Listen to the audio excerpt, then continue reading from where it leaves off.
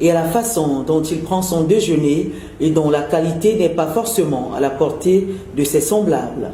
Un soda plus un sandwich pour un fou, invraisemblable. Le personnage se nomme Siringe Mamba.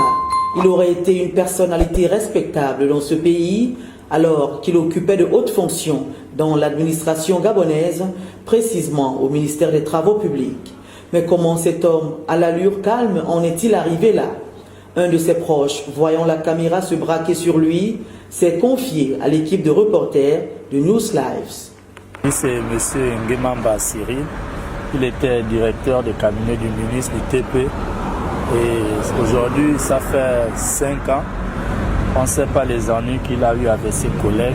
Et étant dans sa maladie, il a aussi dit qu'il ne peut pas quitter de là comme ça. Donc, il dort là, il vit de là, il refuse tout le monde. La seule chose qu'il accepte, c'est si vous l'offrez un petit coca, une boîte de sardines, un pain. C'est la seule chose qu'il accepte des gens. Et si vous lui donnez de l'argent, il refuse. Mais il arrive des moments, quand il se met à parler, il cite les noms des gens qui avaient des problèmes avec lui, qui lui voulaient du mal depuis le travail. Il a des grands-enfants, des enfants qui travaillent, qui sont en étranger même.